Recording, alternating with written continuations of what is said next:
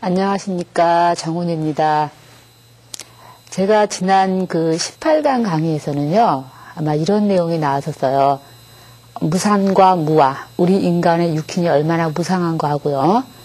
그 다음에 무아라는 말씀이 나왔습니다. 그래서 우리가 결론적으로 우리 인간의 육신이 무상이고 무아이지만은 그 속에서 정말 청정한 자성, 불성을 발견하는 것, 우리가 그것이 있다라고 하는 그 말씀을 제가 맺었었는데요. 오늘은 19강으로서 참 내용이 저번 주하고도 물론 딱 인연이 끊어지는 것 같지만 내용이 어느 정도 연장선상이 있습니다. 물론 그 내용마다 조금씩 뉘앙스가 다른데 오늘 19강에서 제가 할 내용은 이제 21장, 22장, 23장까지 이렇게 하려고 그러는데 내용이 일단 똑같은 내용을 가지고 있어요. 그리고 저번 주에는 우리 인간의 육신이 무상과 무아임을 얘기했지만 오늘 얘기는 우리 인간이 추구하고 있는 욕망이 얼마나 무상하고 무아인가에 대해서 오늘 강의가 되어 있습니다. 그래서 일단은 본문 내용을 보고요. 그리고 다시 말씀드리겠습니다. 21장입니다. 불언, 인수정력 구어 성명, 성명현저 신기고의라. 탐세상 명의 불학도 왕공노형 비어소향 수인 문향 향지신의 급신지화 이제기후이라 했습니다. 그 내용을 보면은요, 불언 부처님께서 말씀하셨다. 사람이 이기심으로 인해서, 여기서 한문으로는 정욕이라는 말로 표현이 되는데 제가 볼 때 뭐 꼭 그런 것만은 아닌 것 같고요. 인간의 이기심, 아만심, 그런 것으로 따라서 성명, 자기가 명성을 구합니다. 내 이름이 명예롭게 되기를 구한다 했습니다. 그래서 성명현저 이름이, 자기 명예가 아주 드날리고 명예가 세상에 알려졌을 때 그때 신이 고이라. 그때 몸은 벌써 죽어 없어진다라고 했습니다. 그래서 탐세상 이명불학도라. 세상에 명예욕만 탐하다가 그렇게 하다가 도를 닦지 아니하면은 왕공노형이라. 헛되이 자기 몸뚱아리만 괴롭게 한 것으로 끝난다 했습니다.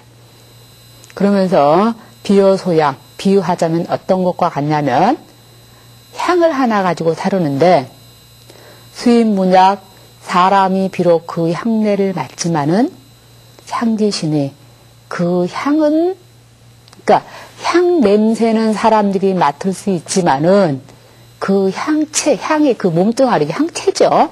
그 향체라고 하는 것은 없어져 버린다 했습니다. 그러면서 급신지와 이제기우라.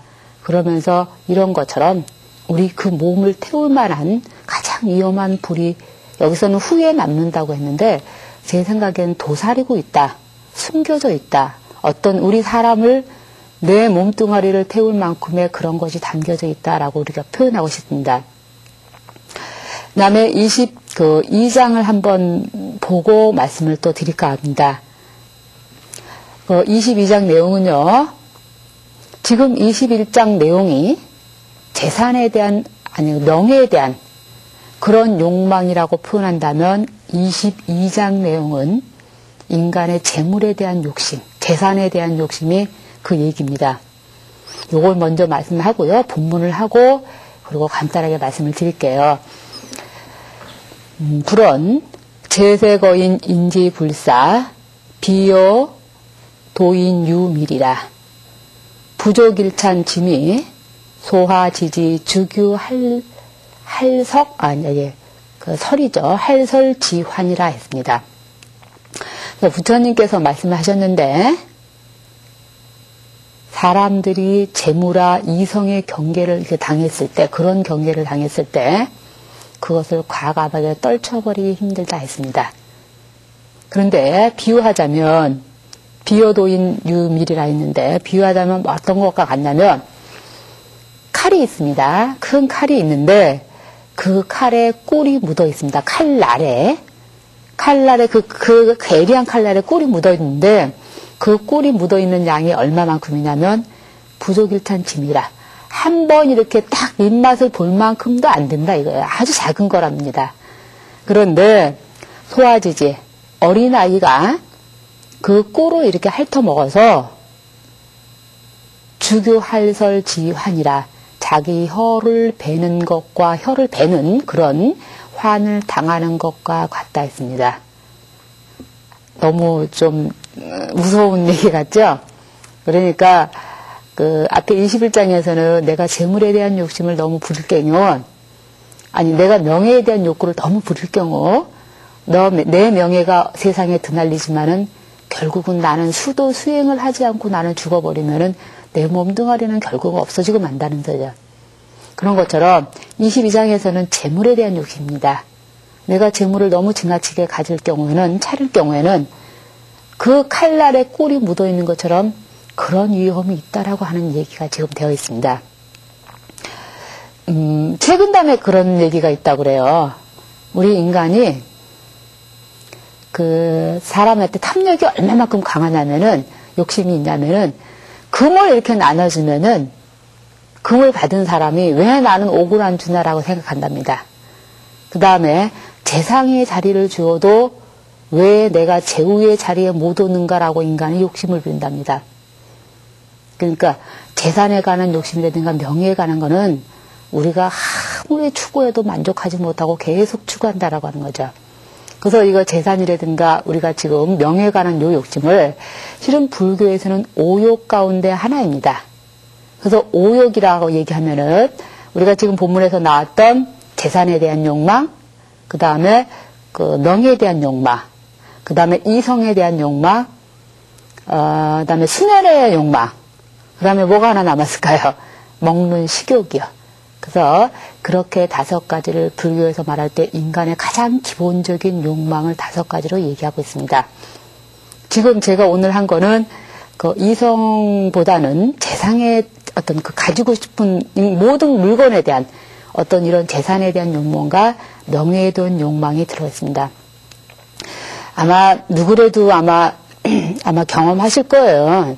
뭐 이거는 뭐 스님들한테만 경계가 아니고 일반적으로 다 한다면 전세 사는 사람은 아마 그 집을 가지고 있는 자기 집을 가지고 있는 사람은 아마 부러워할 거야. 그리고 부러워하다가 어느 날 이제 그 돈이 좀 생겨서 큰 돈이 좀 생겨서 어느 날이 아니고요. 생겨서 집을 샀어요. 1억짜리 집을 샀는데 또 1억짜리 집을 지고 살고 나서 한 몇 달 살고 보니까 한 몇 년 살고 보니까 뭐 2억 3억짜리 가진 또 그 친구나 그런 집이 너무 갖고 싶은 거야. 그래서 또 욕심을 부려요. 그냥 어떻게든지 악착같이 막 모으기도 하고 그 돈 때문에 참 자존심 상할 일도 생기고 이러면서까지 해갖고 또 돈을 모을 겁니다, 아마. 그래서 2, 3억을 모아서 또 집을 사요. 집을 사서 또 몇 달이고 몇 년이고 또 살아요. 그러면 자기가 2, 3억을 가졌을 때 자기가 내가 전세에 살던 때를 기억을 할까요? 아니면은 또 자기보다 더 많은 4억, 5억 가진 집을 가지고 있는 사람을 또 부러워하겠까요? 아마 누구든지 다 그러실 거예요. 절대 내가 전세에 살던 그런 어려웠던 시절을 생각을 안 하고 또 남보다 더 가지고 있는 걸 우리가 욕망을 더 추구한다는 얘기입니다. 아마 지금 저를 통해서 인터넷을 통해서 만나고 있는 분들이 아마 속으로 한번 생각해 보세요. 절대 자기는 안 그렇다고 하지만 아마 제 스님이라도 아마 저부터도 그럴 거라는 생각이 들어요. 그러니까 우리가 그만큼 인간의 욕망과 명예욕이라든가 어떤 재산의 욕을 버리기가 그렇게 쉽지 않다라고 하는 얘기입니다. 근데 중국 그 청나라 때죠. 중국 청나라를 세운 나라죠. 명나라를 망하고 청나라를 세웠던 누르하치에 있습니다. 후금이라고 우리가 보통 얘기하죠. 역사 시간에요. 근데 그 후금을 세웠던 그 왕이 누르하치인데 누르하치의 손잡벌 되는 사람이 세조입니다. 근데 이 세조 때는 중국 전역을 통일합니다, 실은. 중국 전역을 해서, 아무튼 왕의 자리에 있던 사람인데, 그 세조가 불교의 기일을 하게 됩니다, 실은. 불교의 기일을 하게 되고, 나름대로 이제 그 스님들을 모셔다가 법문을 듣고, 이러고 나서 보니까 너무너무 자신이 초라한 거예요. 내가 이렇게 왕의 자리에 있고, 많은 재산을 가지고 있고, 내가 왕이라고 하는 명예욕을 가지고 있는들, 칠과 승려에 비할 건가라고 하는, 이 정도로 생각을 하셨어요. 그래서 그렇게 유명한 이 사람의 순치황제 출가시라고 하는 게 있습니다. 실은 이 순치황제가 아까 말씀드린 대로 청나라 3대 왕인 세조를 얘기합니다. 이 세조가 순치황제에 그런 거 나오잖아요. 한궁과 백옥만이 귀한지를 알지 마라. 가사옷 얻어입기 무엇보다 어려워라. 아무튼 이런 구절이 있고 거의 마지막 뒷부분의 구절에 이런 구절이 있어요. 18년 지나간 일 간데 자유라고는 나게 없었도다. 강산을 뺏으려고 얼마나 많은 사람을 죽이고 내가 싸웠던가. 내 이제 손을 도고 산속으로 출가하고 들어갈 거니 만가지 긍심은 나하고 다 소용이 없다라고 했습니다. 그러면서 이 순치 황제가 실제로 출가를 하게 됩니다. 그래서 그분이 18년 동안 제의를 했다고 하는데 실제 1644년에서 1661년 동안 정말 제의를 했던 왕입니다. 그 중국, 천하의 중국이라고 하는 천하 중국을 그 휘어잡고 있던 왕도 얼마나 명예와 재산이라고 하는 게 얼마나 헛된 것인지를 깨닫고 결국은 출가하시는 분이 있었다고 하는 사실입니다. 언젠가도 아마 출가에 관한 게 좀 나왔었어요. 4, 5장에서 우리 스님들이 처음 출가해서 부모를 버리고 하직하고 이런 출가분이 나왔는데 참 요 근래에도 그렇고 몇 년 사이에서는 그런 출가하시는 분들이 많이 계시더라고요. 유명 인사분들도 많이 계시고요. 그런데 한 가지는 저는 그렇게 생각해요. 정말 진정한 내가 발심 출가, 내가 정말 수행하겠다고 하는 보리심을 바란 출가이어야 되지 세속이나 잠깐 벗어나자고 하는 출가는 절대 있을 수 없다는 생각이 듭니다. 그 다음에 23장 내용입니다. 실은 23장 내용은 전 재미있어요. 재밌다라기보다도 스님들이 관한 얘기입니다. 불언 인계어 처자사택 심어 내옥 내용 유산석치기 처자무원리 진염 정해어색 기탄구치라 했습니다. 그 다음에 수요호구지환 심존감복 투니자이 고활범부 투둑자문 출진나한이라 했습니다. 해석을 해드리자면요. 불언 부처님께서 말씀하셨다. 어떻게 말씀하셨냐면 지금 요 얘기는 아마 출가 사문에 해당되는 얘기일 건데 사람이 출가한 사문이 자기 자식과 부모 그러니까 부인이죠. 처자의 사택에다 메어버리면은 가장 그것이 내옥이다. 가장 감옥보다 가장 심한 지옥이다 했습니다. 그리고 내용유산석지식이라. 왜 그러냐면은 감옥은 내가 감옥에 갇혀 있으면은 언제고 거기서 벗어날 기약이 있다고 했습니다. 그러한데 처자무원리 진염이라. 처자식은 그 감옥 같은 것을 벗어날 기약이 없다 했습니다. 그래서 정해어새끼 탄구치라 했습니다. 그러니 인간이 사랑과 정의라고 하는 것을 어찌 떨쳐버릴 수 있겠는가라고 이렇게 아마 해석하는 게 제일 나을 것 같습니다. 이 부분은요.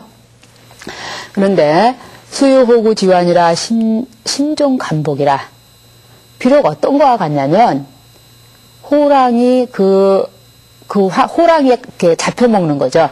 그런 화를 당해서 그런 환 속에서도 아주 마음에 달갑게 여긴답니다.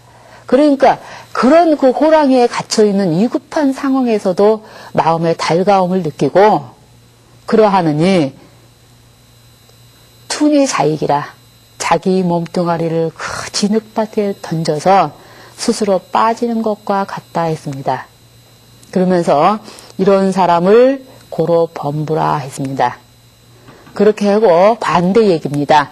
투둑참은 이러한 처자식의 그 걸림이 있는 그러한 애역의 그런 문이죠. 그런 문에 벗어난다는. 그러니까 그렇게 벗어난 사람은 출친다 아니라 나한을 될다 합니다. 그러니까 아라한이라고 우리가 부를 수 있다라고 우리가 이렇게 칭할 수 있겠습니다. 여기서 보면은 지금 이 얘기는 아마 그 일반 분들을 아마 듣고 얘기하는 건 아니고 것 같고요. 일반 출가 수행자가 내가 수행을 하는데 가장 걸리적거리는 게 뭐냐면 우리 인간의 정이라고 하는 거죠. 그래서 출가한 사람이라면 내가 그러니까 무조건 출가하고 난 다음에 물론 그런 아무튼 좀 요거에 대해서는 참 모호한 부분이 없지 않아 있어요.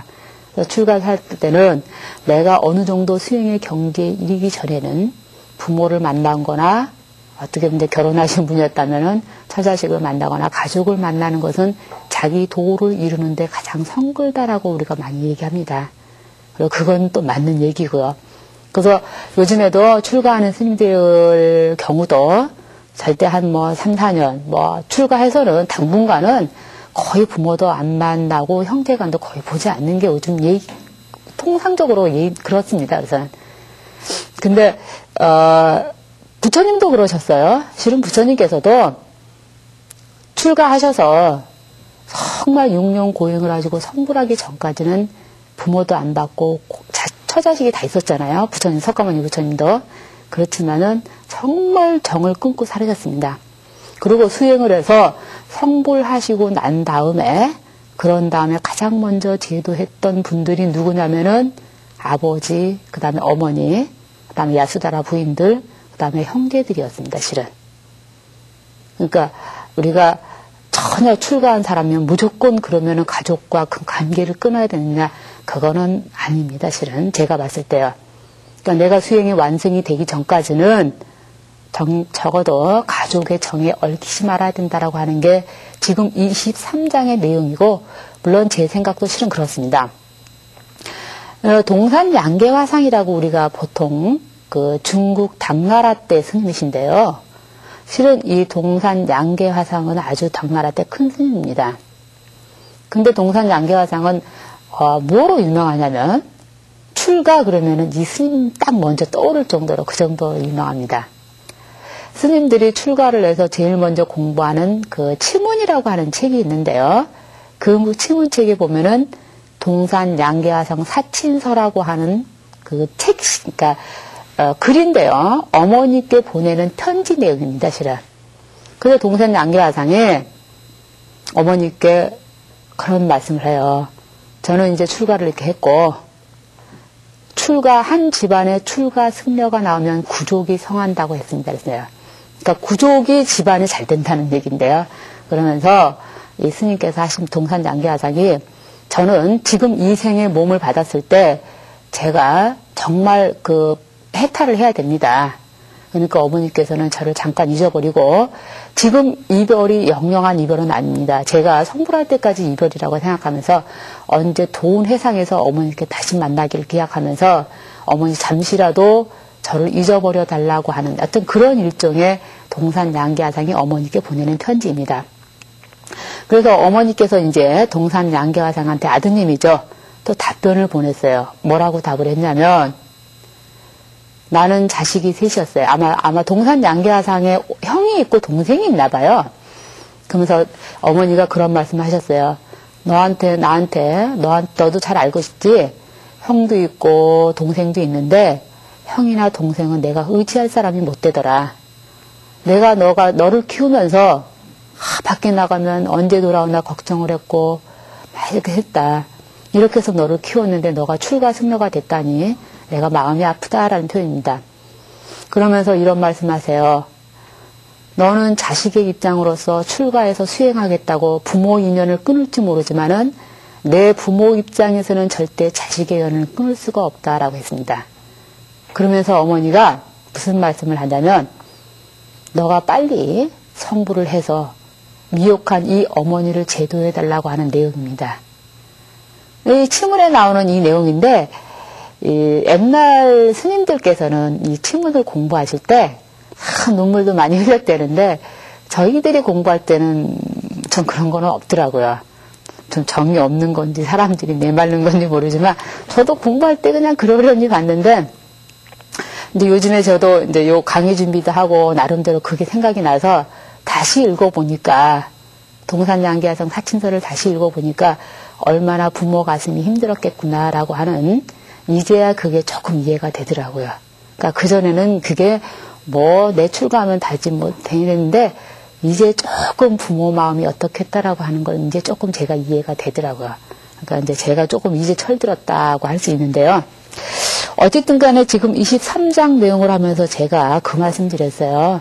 이거는 물론 일반 제가 신자들한테는 가족하고 사니까 이렇지 않지만 출가 수행자는 적어도 내가 수행해서 선불하기 이전까지는 가족을 꺼 만난다든가 처자식 자체가 지옥이라 감옥과 같았습니다.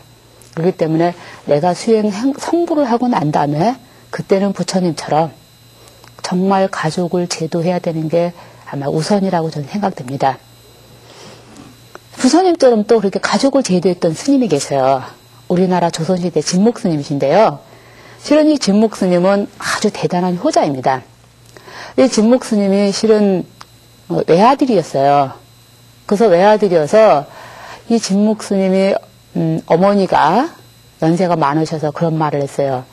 스님, 나는 자식이 하나밖에 없는데 스님이 됐으니 내 잿밥은 내가 죽은 다음에 누구한테 얻어먹을 거며 내 산소는 누가 스님 다 벌초를 해주고 했습니까? 라고 이런 식으로 한탄을 했어요. 그때 진목스님이 이런 말씀하세요. 어머니 절대 그런 걱정하지 말라고 했어요. 물론 어머니가 돌아가시고 몇백 년이 지나도 어머니 무덤에는 절대 잡초가 없을 거고 어머니는 항상 잿밥을 얻어먹을 수 있을 겁니다. 라고 했습니다. 근데 지금 그 말을 했는데 정말 그 답이 맞았어요. 일반적으로 우리 한국 사람들 하면은 밖에 나가서 그 음식을 먹거나 밥을 먹거나 산소 앞에서 뭐 이렇게 벌초를 하고 밖에서 소풍을 가거나 해서 밖에서 음식을 먹을 경우 보통 이 밥알을 몇 개 이렇게 떼서 고시래 하면서 이렇게 밥알 몇 개를 떼요. 다 경험 있으실 거예요. 근데 그 밥알 몇 개를 뗀다는 소리는 누구한테 뭘 고시래 한다는 뜻일까요? 밥알 몇 개 딱 뗀다는 소리는? 누구한테 이렇게 내 밥 먹기 전에 누구한테 이렇게 바친다는 의미거든요. 근데 이 고시래가 무슨 뜻이냐면 진묵대사 어머니 이름이 고시래입니다. 그래서 고시래라고 하는 표현세계는 그 어머니께 드린다라고 하는 의미예요. 우리가 모르고 하신 분들도 많이 계셨을 거예요. 그리고 진묵대사 어머니 묘가 어디에 있냐면 그 전북 김제군에 있대요. 망경문 정확하게 말씀드리면요. 전북 김제 망경면 화폴이라고 하는 성묘암이라고 하는 암자 옆에 그 어머니 무덤이 있답니다. 그런데 이 어머니 무덤이 거기 있는데 그 지역 사람들은요. 자기 그 지역에 자기 그 벌초하러 와서 조상의 벌초를 해서 자기 조상의 벌초를 먼저 하는 것보다 진묵대사 어머니 묘부터 벌초를 해주면은 굉장히 집안이 잘 되고 재수가 좋았답니다. 그 옛날부터. 그래서 그 지역 사람들은 진묵대사 어머니는 자손이 없는데도 제일 먼저 벌초할 때 진묵대사 어머니 묘부터 벌초를 해줬답니다. 그 지금도 진묵대사 어머니 묘를요. 몇 년 전에도 제가 책에서 봤는데 직접 보지는 않았고요. 진묵대사 어머니를 지키는 할머니도 한 분 계시더라고요. 그러니까 절 옆이니까. 그래서 지금까지도 진묵대사 어머니 묘가 아주 보존이 잘 되고 있는 거를 제가 직접 사진으로 어느 학자가 찍은 걸 제가 본 기억은 있거든요. 그러니까 진묵대사가 진묵대사의 그런 도력의 힘이지만 어머니의 봉양에 대한 게 그 정도로 지극했다고 합니다. 물론 더 좋은 얘기, 재미난 얘기 있는데요. 다음 기회 하고요. 우리가 시간이 좀 짧으니까요. 어쨌든 간에 제가 오늘 19강 강의를 하면서 21장, 22장, 23장을 실은 다 아울러서 했어요. 그런데 내용이 다 각각이 아니고 21장 같은 경우는 어떤 그런 명예에 대한 인간의 기본적인 욕망 가운데 명예욕에 대한 게 있었고요. 22장 같은 경우는 인간의 재산에 대한 욕심이 있었습니다. 그 다음에 23장 같은 경우는 아까 말씀드린 대로 수행이 내가 성불을 하기 이전에는 가족과 가까이 하면은 수행이 성글다라고 하는 그 말씀이었습니다. 어쨌든 간에 우리가 다시 한번 정리하자면은 그렇습니다. 우리가 아까 제가 말씀드린 대로 재산에 대한 욕심, 명예에 대한 욕심, 수면에 대한 욕심 이런 것들은 우리 인간의 욕망의 가장 본질적인 건데 그런 욕망이 본질적인 게 가장 우리가 많이 추구할 경우는 결국은 고통을 만들어낸다는 근원이 된다는 사실입니다. 그래서 우리가 그런 얘기 많이 하잖아요. 욕망이 클수록 고통도 점점 커진다라고 하는 겁니다. 그리고 절대 아까도 말씀드린 거지만 절대 재산의 욕심 이런 거는 자신이 만족하는 걸 자꾸 마음의 준비가 돼야 되지 계속 추구하다 보면 만족하지 못한다는 사실이에요. 결국은 만족하지 못하고 결국은 패가망신을 한다든가 결국은 명예도 그래요. 너무 지나치게 추구한 사람치고 이중 남는 사람 없더라고요. 그러니까 우리가 만족할 줄 알아야 된다는 사실이고요. 세 번째는요. 명예라든가 재산이라든가 우리 인간의 욕망이라고 하는 것은 언제고 나를 항상 배신한다는 사실이에요. 그리고 영원하지가 않다는 거야. 재산인데 언제까지 영원할 것 같아요. 내가 어떤 자리에 높은 자리에 있다고 그러는데 예를 들어서 그 높은 자리에 내가 명예를 쥐고 있다면 그 명예가 언제까지 내가 누릴 수 있겠습니까? 그러니까 우리가 추구하는 것 자체가 이런 욕망의 추구는 결국은 나를 배반하고 일시적이라는 사실이죠. 그렇다면은 자꾸 이런 말씀을 드리니까 그러면 모든 걸 다 내던지고 길바닥에 살아야 되느냐? 실은 그 말씀은 실은 아닙니다. 실은 그 말씀은 아니고요. 내가 명예를 누리고 그다음에 재산에 대한 욕망을 누리되 거기에 절제할 줄 알아야 되고 자기 자신이 지나치지 말아야 된다는 얘기입니다. 실은 넘치지 않는 걸 얘기하는 거지 전혀 버리다.